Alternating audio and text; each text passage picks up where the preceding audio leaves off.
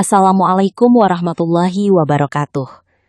Selamat datang di channel Motivasi Kisah Nyata, tempat di mana setiap cerita bukan sekedar hiburan, tapi pelajaran hidup yang bisa kita renungkan bersama. Di sini, kita akan mendengar kisah-kisah penuh perjuangan, pengorbanan, air mata, dan harapan.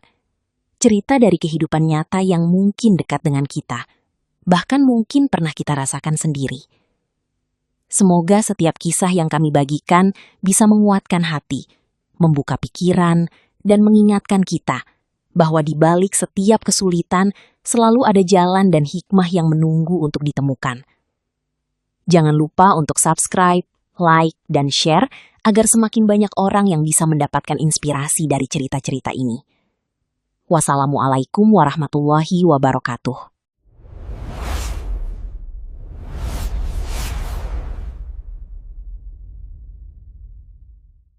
Namaku Yanto, usia 58 tahun.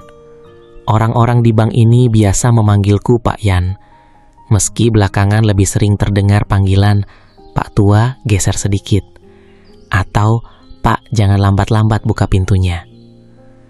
Aku sudah berdiri di depan pintu bank ini sejak sebagian pegawai di dalamnya masih sekolah dasar. Dari pagi sebelum matahari naik, sampai malam saat lampu lobi mulai dipadamkan satu persatu, aku tetap di sini. Seragam biru dongkerku mulai pudar warnanya. Sepatu hitamku bahkan sudah 3 kali dijahit tukang sol dekat pasar. Tapi selama lambang bank ini masih menempel di dada kiriku, aku tetap datang tepat waktu. Pagi itu hujan baru saja reda. Lantai depan bank masih basah oleh bekas pijakan payung para nasabah. Aku berdiri sambil memegang gagang pintu kaca besar, menyambut satu persatu orang yang masuk. "Selamat pagi, Pak. Hati-hati lantainya licin." Seorang nenek tua masuk sambil membawa kantong plastik lusuh. Jalannya pelan, tangannya gemetar memegang tongkat kayu. Aku segera menahan pintu lebih lama agar beliau mudah masuk. "Terima kasih ya, Nak," katanya lirih. Aku tersenyum kecil. "Pelan-pelan saja, Bu." Belum sempat aku menutup pintu, suara keras terdengar dari belakang. "Pak Yanto!" Aku langsung menoleh. Riko, pegawai baru bagian customer service, berjalan cepat sambil membawa map merah di tangannya. Anak muda itu mungkin baru 26 tahun. Rambut klimis, sepatu mengilap, parfum menyengat sampai beberapa meter. "Buka pintu itu cepat kalau ada nasabah masuk, jangan malah ngobrol terus." Beberapa pegawai lain langsung menoleh. Ada yang menahan senyum, ada juga yang pura-pura sibuk melihat komputer. Aku hanya menunduk sedikit. "Maaf Mas Riko, tadi ibu itu jalannya." "Alasan terus." Potongnya cepat. "Bank ini butuh pelayanan cepat, bukan drama." Kalimat itu membuat suasana lobi mendadak canggung. Nenek tadi bahkan berhenti berjalan dan menatapku kasihan. Aku menarik napas pelan. Sudah biasa sebenarnya. Sejak pegawai-pegawai muda mulai banyak masuk, keberadaanku seperti bagian dari kursi tua atau pot bunga lobi. Ada, tapi tak dianggap penting. Padahal dulu, sudahlah. Aku kembali berdiri tegak di dekat pintu. Tangan tuaku terasa pegal karena cuaca dingin. Kadang lututku berdenyut kalau terlalu lama berdiri. Tapi aku tak pernah mengeluh. Bagiku, pekerjaan adalah harga diri. Sekitar pukul 9 pagi, bank mulai ramai. Nasabah antre panjang sampai dekat pintu masuk. Aku membantu mengatur nomor antrean sambil sesekali menuntun orang tua menuju kursi kosong. Di tengah keramaian itu, seorang pria kaya turun dari mobil hitam mewah. Jasnya rapi, jam tangannya berkilau. Aku segera membukakan pintu. "Silahkan, Pak." Pria itu tersenyum kecil. "Terima kasih." Namun belum sempat ia masuk jauh, Riko datang lagi dengan wajah kesal. "Pak Yanto, saya sudah bilang berkali-kali, jangan terlalu dekat sama nasabah VIP. Biar staf depan saja yang tangani." Aku terdiam. Pria kaya tadi melihatku lalu melihat Riko bergantian. "Memangnya kenapa?" tanyanya bingung. Riko tertawa kecil. "Bapak ini sudah tua, Pak. Kadang responnya lambat." Dadaku terasa sesak mendengar itu di depan nasabah. Tapi aku tetap diam. Pria tadi malah menatapku cukup lama, sebelum akhirnya berkata pelan. "Justru saya lebih nyaman disambut orang seperti beliau." Riko langsung salah tingkah. Namun begitu pria itu masuk, wajarnya kembali sinis. "Kalau kerja sudah nggak kuat, pensiun saja, Pak." Kalimat itu. Hari-hari di bank itu mulai terasa lebih panjang sejak kedatangan pegawai baru bernama Riko. Anak muda itu baru beberapa minggu bekerja, tapi suaranya sudah terdengar paling keras di antara pegawai lain. Setiap langkahnya penuh percaya diri, dasi selalu rapi, rambut licin mengilap, dan senyumnya hanya muncul saat berbicara dengan atasan atau nasabah kaya. Sementara aku hanya Yanto, security tua yang berdiri di dekat pintu masuk. Pagi itu matahari belum tinggi ketika aku sudah menyapu genangan air kecil di depan logi bank. Bekas hujan semalam membuat lantai licin. Aku tak ingin ada nasabah terpeleset. Tanganku bergerak pelan karena sendi mulai sering nyeri kalau cuaca dingin. Beberapa pegawai muda mulai berdatangan sambil membawa kopi dan tas kerja mahal. Mereka lewat begitu saja di depanku. "Pagi, Pak," ucap salah satu teller ramah. "Pagi, Nduk," jawabku sambil tersenyum kecil. Namun belum lama aku berdiri, suara langkah cepat terdengar dari arah parkiran. Riko datang sambil memainkan ponselnya. Wajahnya langsung berubah begitu melihat ada sedikit bekas air di depan pintu. "Pak Yanto?" Aku segera menoleh. "Iya, Mas. Ini lantai masih basah begini kenapa belum dibersihkan total?" "Saya lagi lap, Mas. Tadi baru." Kerja itu cepat sedikit. Nada suaranya keras. Beberapa nasabah yang baru datang langsung menoleh ke arah kami. Aku hanya mengangguk kecil. "Baik." Riko menghela napas kasar, lalu masuk ke dalam bank tanpa melihatku lagi. Aku kembali mengepel lantai sambil menunduk. Kadang aku heran. Anak muda sekarang bicara seperti sedang memerintah bawahan puluhan tahun. Padahal umurku mungkin hampir sama dengan ayahnya. Sekitar pukul 9 pagi, bank mulai penuh. Aku membantu membuka pintu, mengatur antrean, dan menenangkan seorang ibu yang bingung mengisi formulir. "Tulis nama di sini ya, Bu." "Oh iya, Pak, terima kasih." Belum selesai aku membantu, Riko kembali muncul dari arah meja customer service. "Pak Yanto?" Aku menoleh cepat. "Kalau bantu nasabah jangan lama-lama, itu antrean jadi berantakan." Aku sedikit bingung. "Ibu ini tadi kesulitan baca formulir, Mas." "Ya itu tugas customer service, bukan security." Aku terdiam. Ibu tadi langsung terlihat tidak enak hati. "Maaf ya Pak, saya yang minta tolong." "Gak apa-apa Bu," jawabku pelan. Riko malah tertawa kecil sambil berkata setengah berbisik ke pegawai lain, tapi cukup keras untuk kudengar. "Makanya kalau sudah tua suka gak ngerti job desk." Beberapa pegawai muda ikut tersenyum kecil. Dadaku terasa hangat menahan malu. Aku memilih kembali berdiri di dekat pintu. Sudah puluhan tahun aku bekerja di sini. Aku hafal wajah nasabah lama, hafal suara mesin ATM rusak, bahkan hafal aroma lobi saat karpet baru diganti. Tapi sekarang aku seperti orang asing di tempat sendiri. Menjelang siang, seorang bapak tua datang membawa tongkat. Jalannya pelan sambil sesekali batuk. Aku segera menghampiri. "Mari Pak, saya bantu." Aku memegang lengannya perlahan dan menuntunnya menuju kursi antrean. Bapak itu tersenyum lemah. "Terima kasih ya, Nak." Belum sempat aku menjawab, Riko kembali datang. "Pak Yanto, kenapa nasabah dibawa ke sini? Itu kursi prioritas penuh nanti." "Saya lihat Bapak ini susah berdiri, Mas. Kalau semua dibantu begitu kapan selesainya?" Aku mulai merasa ucapan itu terlalu keterlaluan. Tapi sekali lagi aku diam. Riko menggeleng sambil merapikan dasinya. "Bank ini bukan panti sosial." Kalimat itu membuat bapak tua tadi langsung tertunduk malu. Aku bisa melihat wajahnya berubah. Aku menatap Riko beberapa detik. Dalam hati sebenarnya ada banyak kata ingin keluar.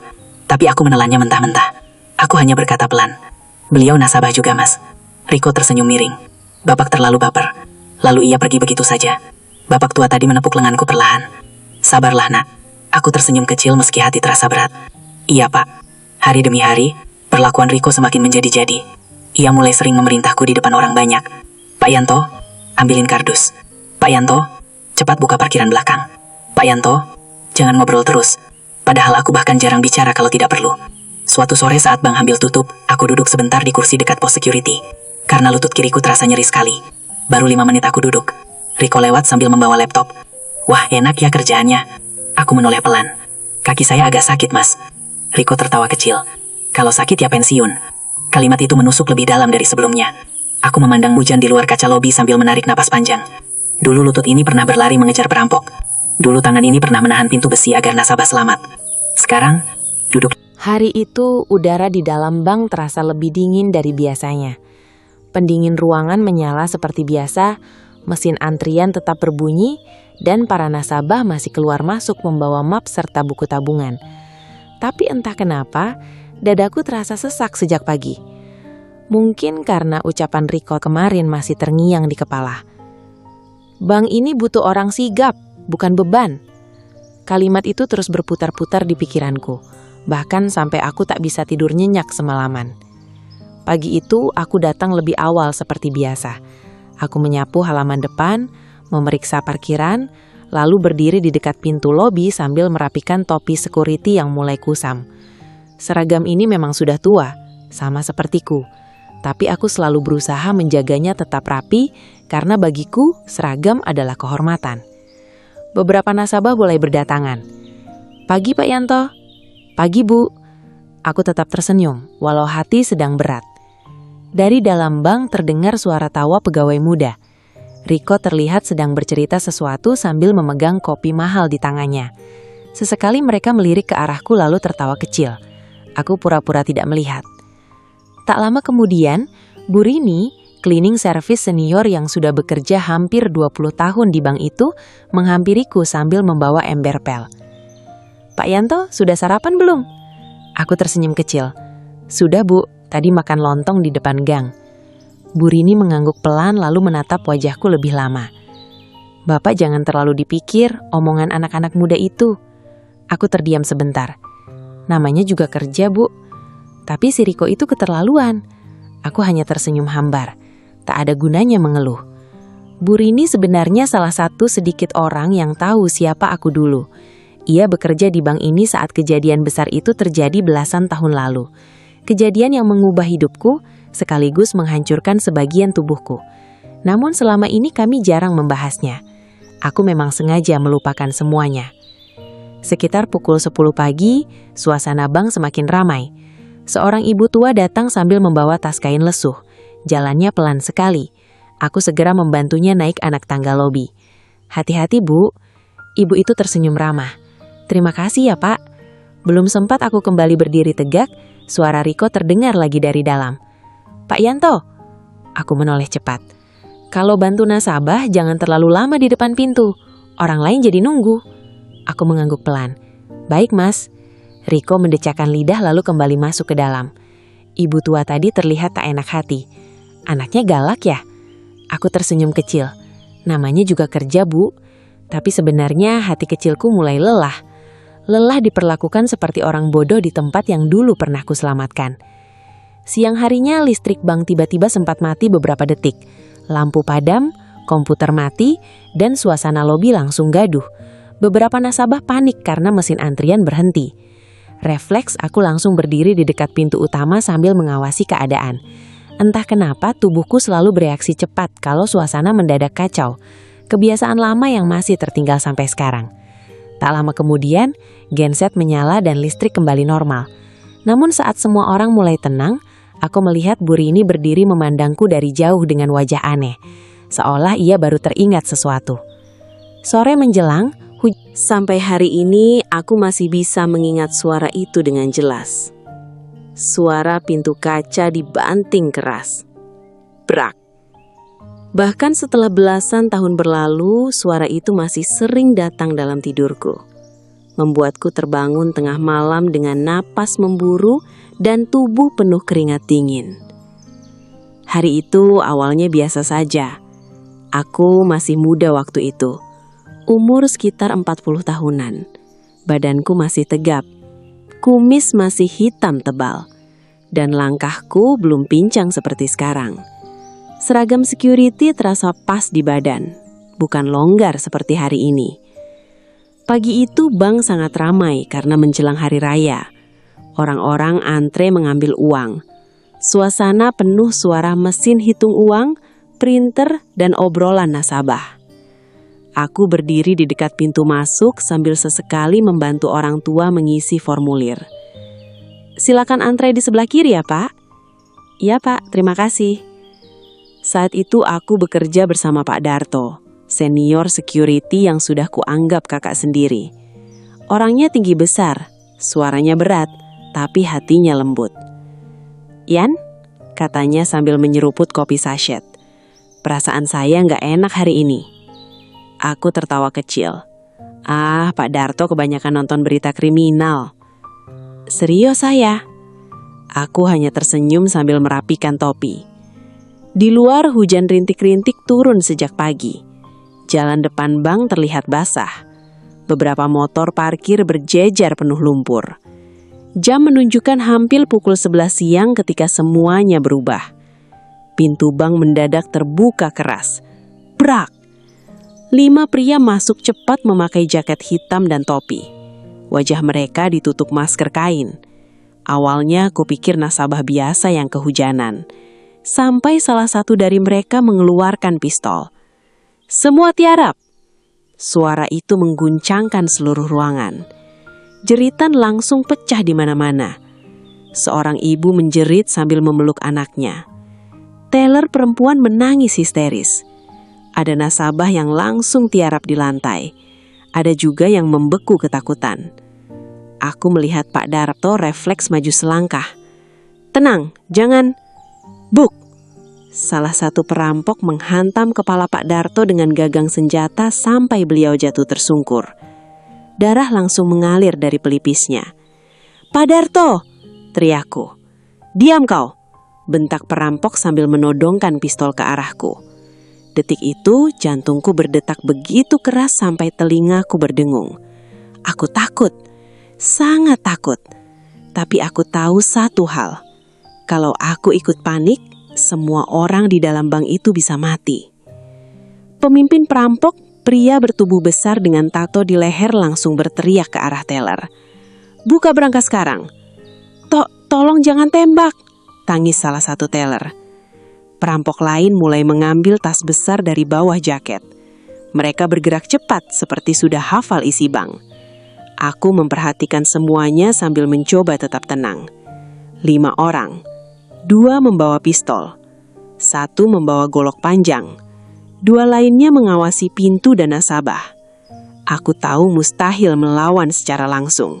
Tapi aku juga tahu alarm darurat ada di bawah meja security dekat pintu samping. Masalahnya, jaraknya beberapa meter dari tempatku berdiri. Salah langkah sedikit saja, peluru bisa menembus kepalaku. Pemimpin perampok menatapku tajam. "Kau, security." Aku diam. "Tiarap." Aku perlahan berlutut sambil mengangkat tangan. Dalam posisi itu mataku terus mencari kesempatan. Aku melihat seorang anak kecil sekitar 5 tahun menangis keras di dekat kursi antrean. Ibunya pingsan karena syok. Anak itu berdiri sendirian. Salah satu perampok malah membentaknya. "Diam!" Anak itu makin menangis ketakutan. Dadaku langsung panas. Entah kenapa saat melihat anak kecil itu, rasa takutku berubah jadi nekat. Aku pura-pura merangkak pelan sambil berkata, "Jangan sakiti anak itu." "Diam!" Salah satu perampok menendang bahuku keras sampai aku jatuh. Sakitnya luar biasa. Tapi saat itulah aku melihat meja security hanya beberapa langkah di belakang mereka. Kesempatan. Aku menarik napas panjang. Lalu dalam sepersekian detik, aku langsung bangkit dan berlari ke arah meja. "Heh!" Brak! Tanganku menghantam tombol alarm darurat di bawah meja. Sirine kecil langsung aktif, diam-diam terhubung ke kantor polisi. Namun salah satu perampok melihatku. "Bajingan!" Dor! Suara tembakan meledak. Darah terus menetes dari pahaku waktu itu. Hangat, deras, dan membuat lantai lorong belakang bank berubah merah. Nafasku sudah berat. Pandanganku mulai berkunang-kunang. Tapi tanganku masih mencengkram pintu ruang berangkas sekuat tenaga. Di balik pintu besi itu tersimpan uang miliaran rupiah milik nasabah. Tabungan orang-orang kecil yang bekerja bertahun-tahun. Ada uang sekolah anak, biaya rumah sakit, hasil jual sawah, dan tabungan pensiun. Aku tahu kalau perampok itu berhasil masuk, hidup banyak orang bisa hancur. Salah satu perampok terus menendang tubuhku. "Buka pintunya!" Bruk! Tulang rusukku terasa seperti retak. Aku mengerang pelan tapi tetap mempertahankan pegangan. "Cepat buka, tua bangsat!" Aku menatapnya sambil menahan sakit. "Selama saya hidup, kalian gak akan masuk." Perampok itu makin marah. Goloknya kembali terangkat. Aku pikir saat itu hidupku benar-benar selesai. Namun, tiba-tiba suara teriakan dari lobi depan terdengar kacau. "Polisi datang!" Beberapa perampok panik. Mereka tak menyangka alarm darurat aktif lebih cepat dari rencana mereka. Aku menarik nafas lega meski tubuhku hampir roboh. Tapi masalah belum selesai. Di depan sana masih ada puluhan nasabah ketakutan. Aku mendengar suara tangisan anak kecil dan jeritan perempuan. Selama para perampok masih memegang senjata, nyawa semua orang belum aman. Aku memaksa tubuhku berdiri meski kaki kiriku hampir tak kuat menopang badan. Darah membasahi celana seragam sampai ke sepatu. Lorong belakang terasa berputar, namun aku tetap berjalan menuju lobi utama. Saat sampai di sana, suasana benar-benar seperti neraka. Kursi antrean terbalik, kaca pecah berserakan. Teller menangis di bawah meja. Seorang ibu memeluk anaknya sambil gemetar. Salah satu perampok berdiri di tengah lobi sambil mengarahkan pistol ke kepala seorang pegawai perempuan. "Siapkan mobil, kalau tidak saya tembak dia." Pegawai itu menangis histeris. "Tolong, tolong!" Polisi di luar belum berani masuk karena takut ada korban sandera. Aku berdiri di balik pilar sambil menahan nafas. Pemimpin perampok itu terlihat makin panik. Tangannya gemetar memegang pistol. Orang seperti itu paling berbahaya. Sedikit salah, dia bisa menembak siapa saja. Aku melihat posisi anak buahnya mulai tercerai-berai. Satu menjaga pintu depan, satu lagi memasukkan uang ke tas. Dua lainnya mondar-mandir ketakutan. Kesempatan kecil mulai terbuka. Aku tahu mungkin ini tindakan bodoh, tapi kalau aku diam, sandera itu bisa mati. Aku menggenggam tongkat besi pendek milik security yang jatuh dekat meja customer service. Tanganku gemetar, bukan karena takut, tapi karena tubuhku mulai kehilangan darah terlalu banyak. Dalam hati, aku cuma berpikir satu hal. Kalau harus mati, jangan sampai ada warga sipil ikut mati. Aku menarik nafas panjang, lalu berlari. "Hei!" Pemimpin perampok itu langsung menoleh. Buk! Tongkat besi itu kuhantamkan ke lengannya sekuat tenaga. Pistolnya terlempar. Pegawai perempuan itu langsung berteriak dan jatuh ke lantai. "Lari!" Semua nasabah langsung panik berhamburan. Suasana lobi bank berubah kacau total. Salah satu perampok langsung menembakku. "Dor!" Peluru menghantam kaca belakang hingga pecah berhamburan. Aku menjatuhkan diri sambil menarik seorang anak kecil berlindung di balik meja. "Tunduk!" Anak itu menangis keras. "Pak, saya takut." Aku memegang kepalanya pelan. "Gak apa-apa, jangan keluar." Setelah kejadian perampokan itu, hidupku sempat berubah. Namaku masuk koran lokal selama beberapa hari. Wartawan datang silih berganti ke rumah sakit.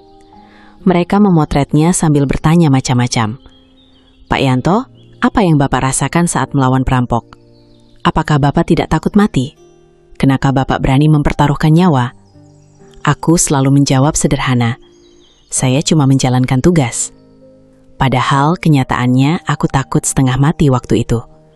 Tidak ada orang normal yang tidak takut melihat pistol diarahkan ke wajahnya. Tapi kadang keadaan memaksa seseorang tetap berdiri meski lututnya gemetar. Selama 2 minggu aku dirawat di rumah sakit. Luka di pahaku dijahit cukup banyak.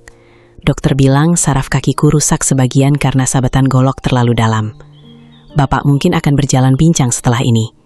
Aku hanya diam mendengar itu. Yang penting aku masih hidup. Pak Darto datang menjenguk sambil membawa buah. "Kau bikin saya hampir kena serangan jantung, Yan," katanya sambil tertawa kecil. Aku ikut tertawa meski masih kesakitan. "Bang, aman kan, Pak?" Pak Darto langsung mengangguk cepat. "Aman, semua selamat karena kau." Hari itu banyak pegawai datang bergantian. Teller yang dulu disandara sampai menangis sambil mencium tanganku. "Terima kasih Pak Yanto, kalau bukan karena Bapak mungkin saya sudah mati." Aku bingung harus menjawab apa. Seorang ibu tua yang dulu jatuh saat kepanikan juga datang membawa rantang makanan. "Ini saya masak sendiri buat Bapak." Bahkan anak kecil yang pernah kulindungi waktu itu datang bersama ibunya.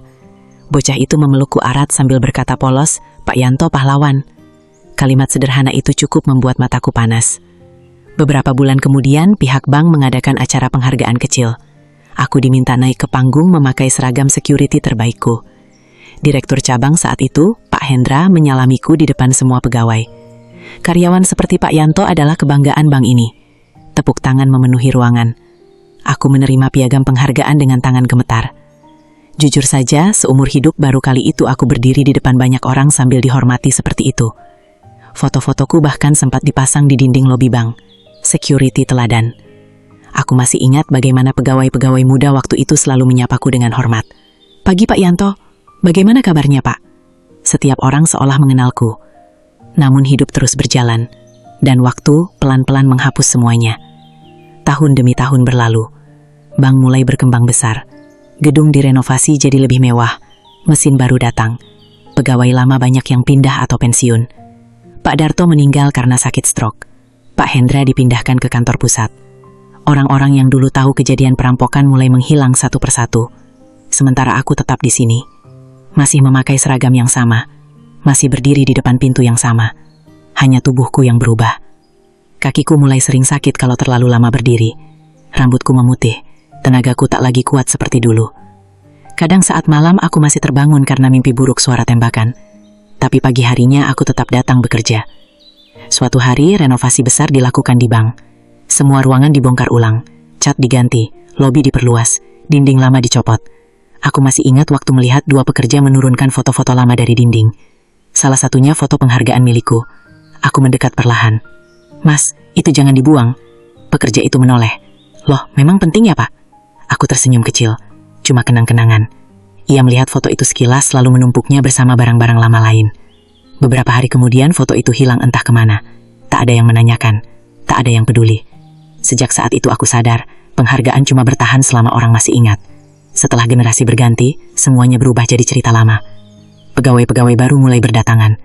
Mereka lebih muda, lebih modern, lebih pintar teknologi. Banyak yang bahkan tak tahu aku pernah menyelamatkan bank ini. Bagi mereka aku cuma security tua yang berjalan sedikit pincang.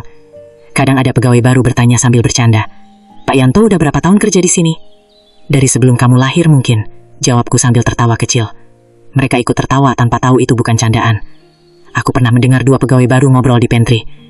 "Pak Yanto itu kenapa nggak pensiun ya?" "Nggak tahu, mungkin butuh uang." Aku hanya tersenyum saat mendengarnya. Memang benar aku butuh uang. Anakku dulu sempat kuliah tapi berhenti karena biaya. Sekarang ia kerja. Hari itu, sejak pagi perasaanku sudah tidak enak. Langit mendung gelap menggantung di atas kota. Angin bertiup dingin, membawa bau hujan. Aku berdiri di depan pintu bank sambil mengusap pelam lutut kiriku yang mulai nyeri sejak subuh. Bekas luka lama itu memang sering kambuh kalau cuaca berubah. Tapi seperti biasa, aku tetap datang paling awal. Aku membuka gerbang parkiran, memeriksa CCTV, lalu menyapu lantai depan lobi yang penuh bekas daun basah. Di dalam bank, lampu-lampu baru mulai menyala.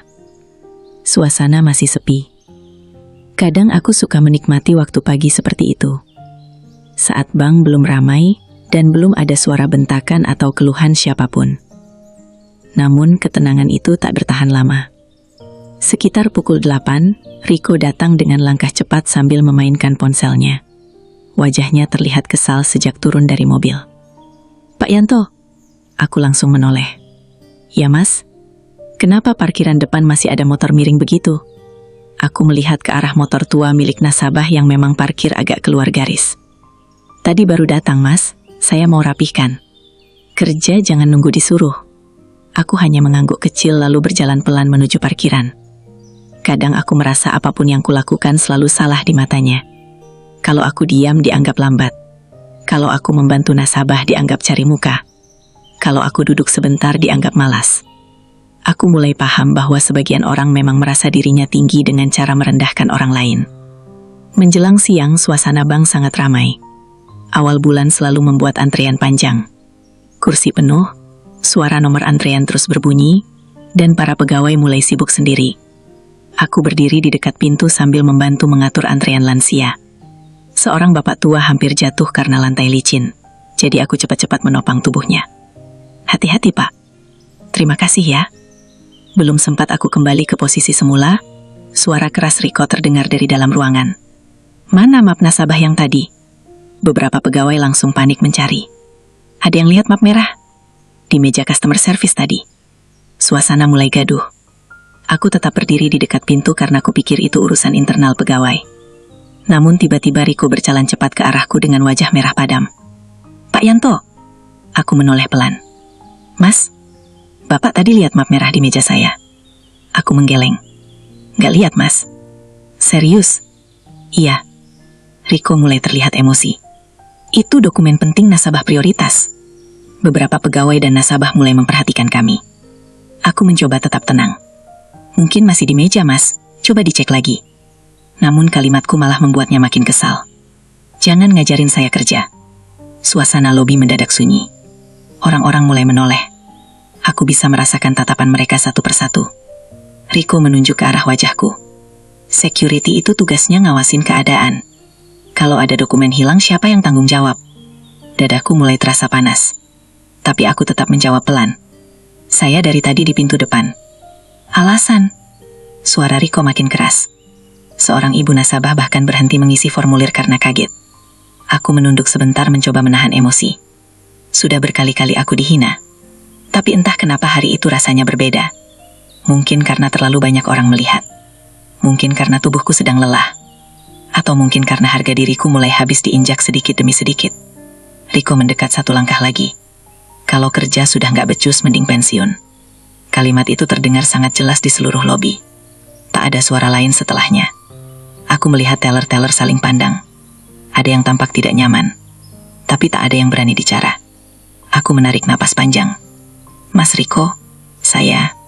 Namun ia memotong ucapanku mentah-mentah. Bapak tahu nggak berapa kerugian kalau dokumen itu hilang? Aku diam. Orang tua kalau kerja itu pakai otak. Jangan cuma berdiri. Beberapa nasabah mulai berbisik-bisik. Pipiku terasa panas menahan malu. Dalam hidupku, aku pernah dipukul perampok. Setelah kejadian kartu identitasku dilempar ke lantai siang itu, suasana bank memang kembali normal di luar. Mesin antrian kembali berbunyi, pegawai kembali mengetik di depan komputer. Nasabah keluar masuk seperti biasa. Tapi tidak dengan hatiku. Ada rasa sesak yang sulit dijelaskan. Rasanya seperti seseorang pelan-pelan meremukan harga diriku di depan banyak orang, lalu berjalan pergi tanpa merasa bersalah. Aku tetap berdiri di dekat pintu lobi seperti biasa, membukakan pintu untuk nasabah, memberi salam, membantu orang tua naik tangga. Seolah tidak terjadi apa-apa. Padahal di dalam kepala, ucapan Riko terus terngiang. Lepas aja seragam itu. Kadang, manusia bisa bertahan dari rasa sakit fisik bertahun-tahun, tapi kalah oleh satu penghinaan yang menusuk harga diri. Siang itu, hujan turun deras sekali. Langit gelap membuat lobi bank terlihat lebih muram. Aku berdiri di bawah kanopi depan sambil memperhatikan kendaraan yang keluar masuk. Lutut kiriku kembali nyeri karena udara dingin. Aku memijatnya perlahan sambil sesekali menahan napas.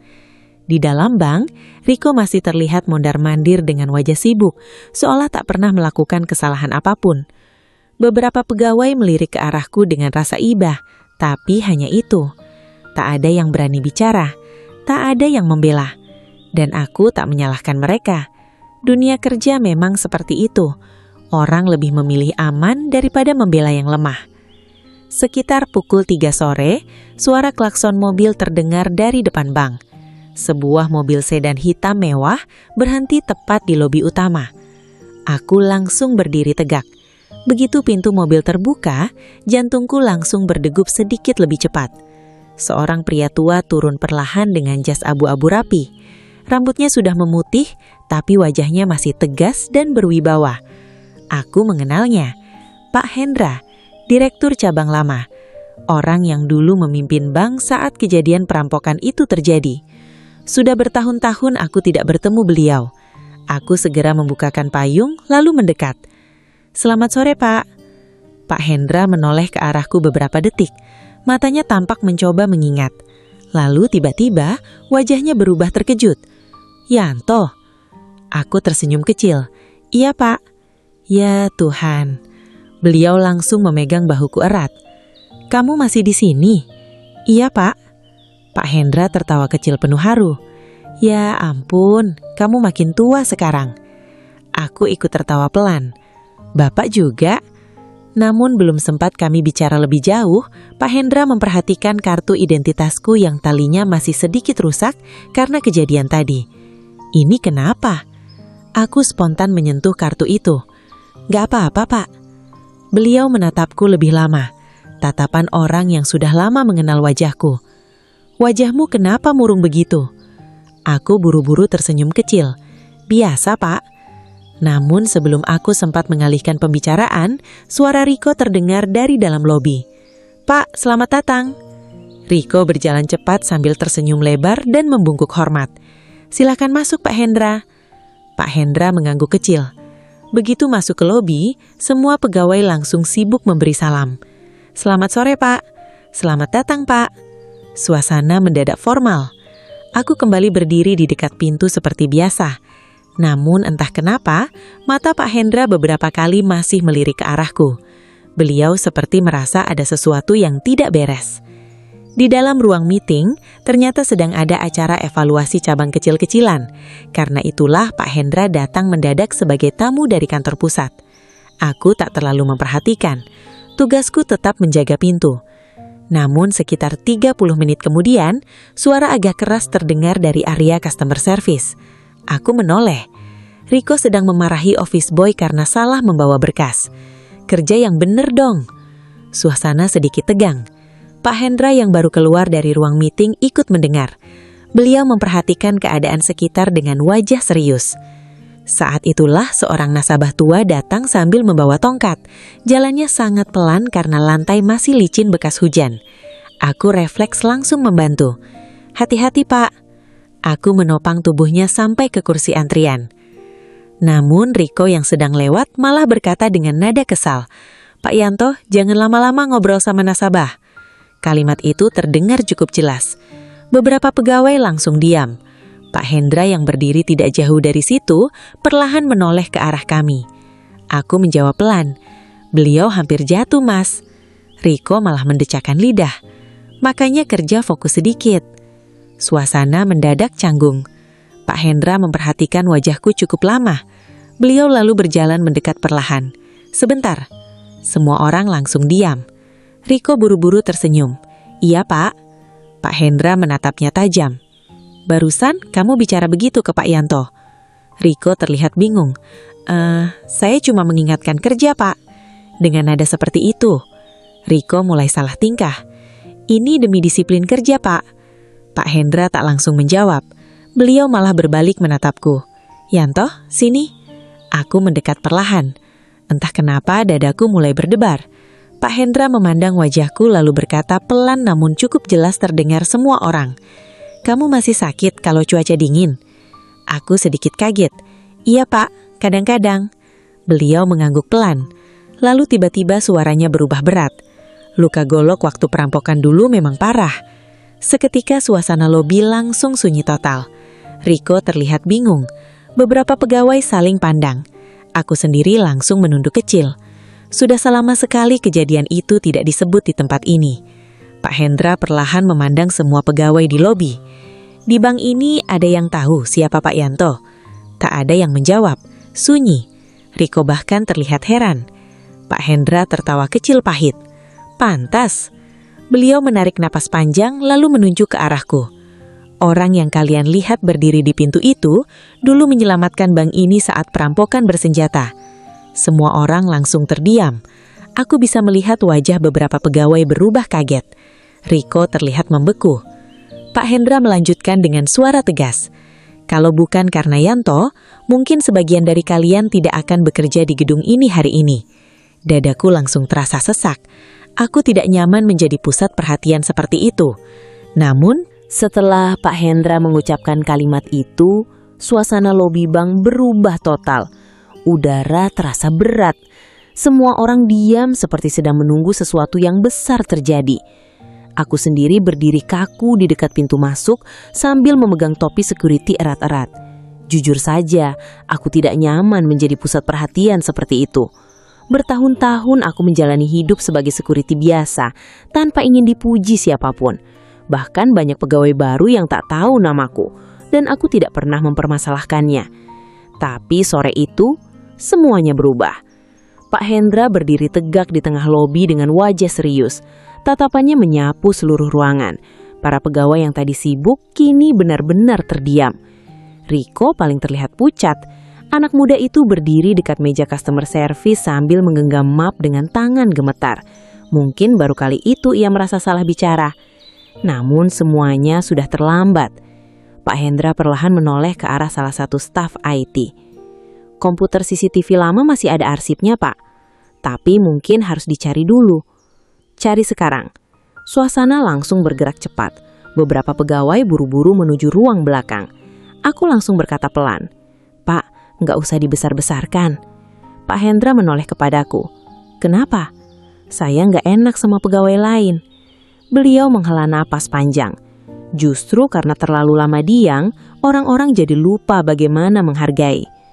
Aku terdiam. Kalimat itu terasa menusuk. Sementara itu beberapa nasabah yang masih berada di dalam bank mulai penasaran. Mereka berbisik-bisik sambil melirik ke arahku. Memangnya Pak Security itu siapa? Tadi katanya pernah lawan perampok. Aku menunduk kecil. Rasanya aneh sekali. Bertahun-tahun aku dianggap tak terlihat. Lalu mendadak semua mata tertuju padaku. Bu Rini mendekat sambil tersenyum haru. Saya bilang juga apa, akhirnya terbongkar. Aku hanya tertawa kecil hambar. Tak lama kemudian salah satu staf IT datang tergesa-gesa membawa laptop. Pak, ketemu arsip videonya. Pak Hendra langsung mengangguk. Tampilkan di layar lobi. Jantungku langsung berdetak lebih cepat. Pak, jangan. Namun beliau menepuk bahuku pelan. Sudah saatnya mereka tahu. Televisi besar di lobi yang biasanya menampilkan promo tabungan mendadak berubah gelap. Semua orang mulai memperhatikan layar. Lalu muncul rekaman CCTV lama dengan kualitas buram hitam putih. Tanggal kejadian itu terlihat jelas di pojok layar. Belasan tahun lalu. Dadaku langsung terasa sesak melihatnya lagi. Aku bahkan hampir lupa seperti apa wajahku saat masih muda. Di video itu terlihat aku berdiri tegak di dekat pintu bank bersama Pak Darto. Rambutku masih hitam, tubuhku masih kuat. Suasana bank tampak normal. Lalu, brak, pintu terbuka keras. 5 pria masuk membawa senjata. Jeritan mulai terdengar dari rekaman. Beberapa pegawai muda di lobi langsung menutup mulut kaget. Ya Allah! Video terus berjalan. Terlihat jelas bagaimana Pak Darto dipukul hingga jatuh. Lalu kamera memperlihatkan aku berlari ke meja customer service menekan alarm darurat. Dor! Suara tembakan dari rekaman membuat beberapa nasabah ikut tersentak. Aku menunduk pelan. Jujur saja aku tak kuat melihat semuanya lagi. Namun layar terus menampilkan kekacauan hari itu. Aku terlihat menarik seorang anak kecil berlindung di balik meja. Lalu berlari menuju lorong belakang sambil melawan 2 perampok yang mencoba masuk ruang brankas. Salah satu pegawai perempuan muda mulai menangis pelan saat melihat darah di lantai dari rekaman itu. Riko berdiri mematung. Wajahnya benar-benar pucat sekarang. Video berikutnya memperlihatkan aku tertembak serpihan kaca dan tetap berdiri melindungi nasabah yang berlarian. Ya Tuhan, bisik seorang teller muda. Lalu adegan terakhir muncul. Tubuhku bersimbah darah sambil tetap menahan pintu brankas dengan kaki terluka. Beberapa polisi masuk menyerbu dan aku roboh di lantai. Video berhenti di sana. Lobi mendadak hening total. Tak ada satu suara pun selama beberapa detik. Bahkan suara hujan di luar terdengar sangat jelas. Aku menatap lantai sambil menarik napas panjang. Sudah lama sekali aku berusaha melupakan hari itu. Namun melihat rekaman itu lagi membuat semua rasa sakit kembali terasa nyata. Bekas luka di pahaku seperti ikut berdenyut. Pak Hendra perlahan memandang semua pegawai. Orang yang kalian hina setiap hari itu dulu mempertaruhkan nyawanya untuk bank ini. Suasana makin sunyi. Beberapa pegawai mulai menundukkan kepala malu. Seorang teller perempuan yang dulu belum lahir saat kejadian itu sampai menangis. Saya nggak tahu. Pak Hendra melanjutkan dengan suara berat. Yanto bisa saja lari menyelamatkan diri waktu itu, tapi dia memilih tetap berdiri demi melindungi nasabah. Aku langsung mengeleng kecil. Pak, sudahlah. Tapi beliau tetap bicara. Luka di kaki yang membuat dia berjalan pincang sampai sekarang berasal dari hari itu. Semua mata langsung tertuju ke kakiku. Aku merasa sangat tidak nyaman. Riko perlahan mendekat beberapa langkah. Wajahnya terlihat hancur. Pak Yanto, aku menoleh pelan. Anak muda itu menatapku dengan mata berkaca-kaca. Saya nggak tahu. Aku tersenyum kecil. Nggak apa-apa, Mas. Namun justru jawaban itu membuat wajahnya makin terpukul.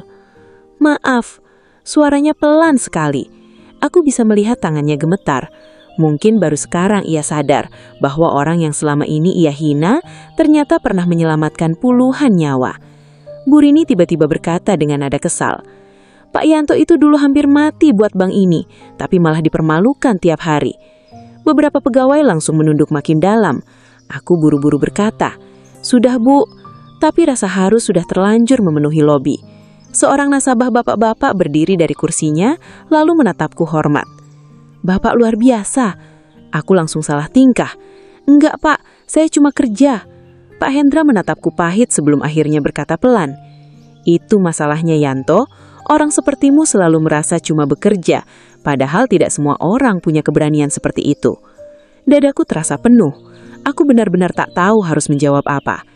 Tiba-tiba seorang pegawai muda perempuan berjalan mendekat sambil menangis. Pak, maaf kalau selama ini kami nggak hormat. Aku mengeleng cepat. Nggak usah begitu. Lalu satu persatu pegawai mulai memandangku berbeda, bukan lagi sebagai security tua biasa, tapi seseorang yang pernah berdiri di garis depan demi melindungi mereka semua.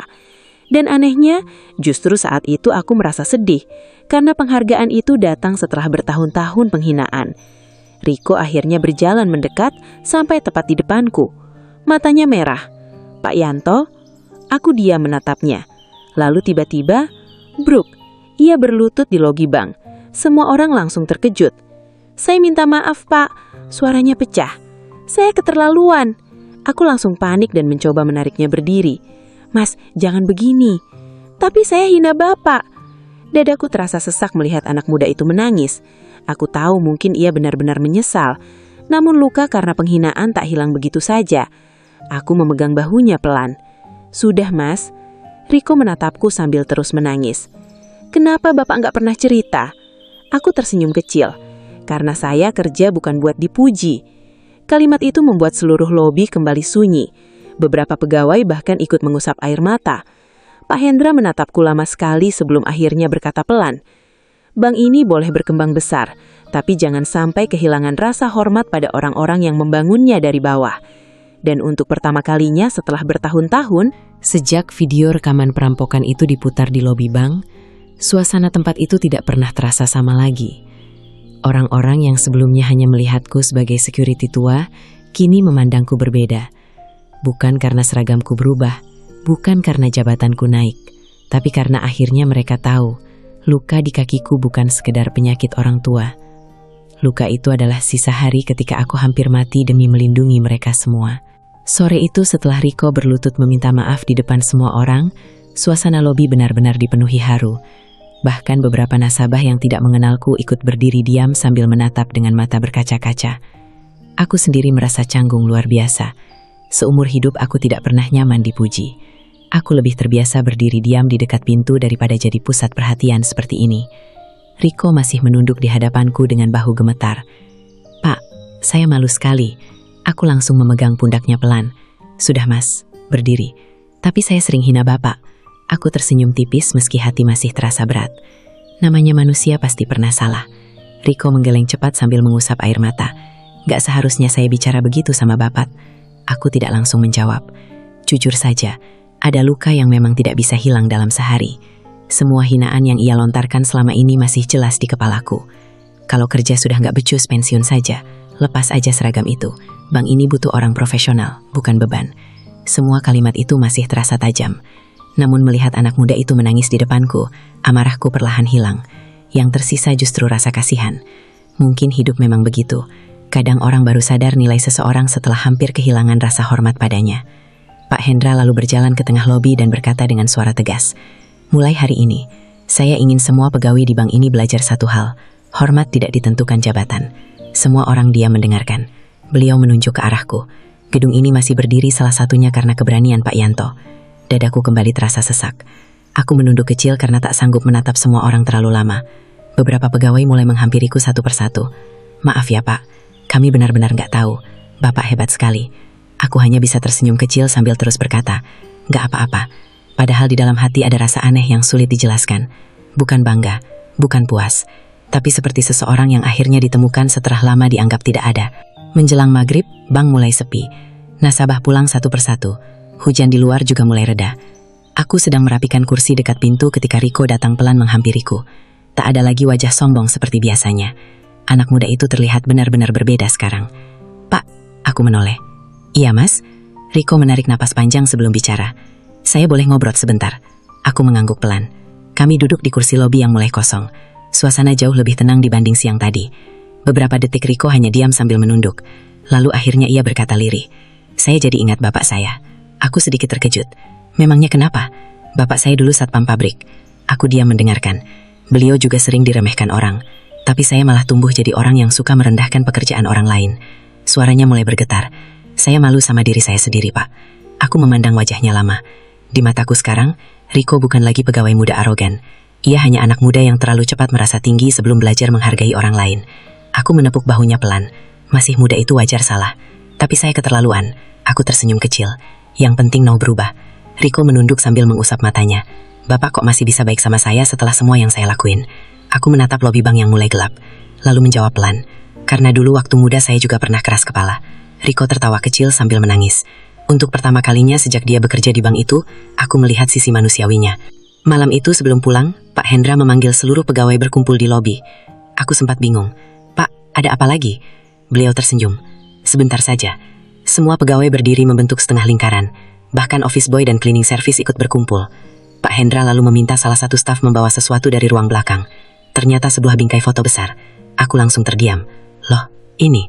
Pak Hendra tersenyum hangat. Saya simpan salinannya. Aku benar-benar tidak bisa bicara beberapa detik. Bingkai itu masih bertuliskan, "Penghargaan keberanian untuk Yanto." Dadaku langsung terasa penuh. Beliau lalu berkata di depan semua orang, "Besok foto ini akan dipasang kembali di lobi utama." Suasana langsung dipenuhi tepuk tangan. Aku spontan menggeleng cepat. "Jangan, Pak, nggak usah." Namun Pak Hendra memotong sambil tersenyum. Sudah terlalu lama hilang. Mataku mulai panas. Aku menunduk sambil tertawa kecil menahan haru. Tak pernah kubayangkan foto itu masih ada. Tak pernah kubayangkan ada orang yang masih menyimpan kenangan tentang diriku selama ini. Riko mendekat sambil berkata pelan, "Pak, saya yang nanti pasang sendiri." Aku menatapnya. Anak muda itu tersenyum dengan mata merah. Dan entah kenapa, aku merasa semua kemarahanku benar-benar hilang saat itu. Beberapa hari kemudian, suasana bank berubah total. Pegawai-pegawai mulai menyapaku lebih hormat. "Pagi Pak Yanto, hati-hati Pak kalau jalan." Bahkan nasabah yang melihat foto penghargaan di lobi sering menghampiriku. "Bapak yang difoto itu ya?" Aku cuma tertawa malu. Namun yang paling berubah adalah Riko. Ia tak pernah lagi bicara kasar pada siapapun. Kalau aku berdiri terlalu lama, dia malah berkata, "Pak, duduk dulu aja, biar saya yang bantu buka pintu." Kadang hidup memang aneh. Orang yang dulu paling sering melukai justru akhirnya jadi orang yang paling merasa bersalah. Suatu sore menjelang tutup bank, aku berdiri di depan lobi sambil melihat matahari turun perlahan di balik gedung kota. Udara terasa hangat. Lututku masih sakit seperti biasa. Tubuhku tetap tua. Tak ada yang berubah dari fisikku.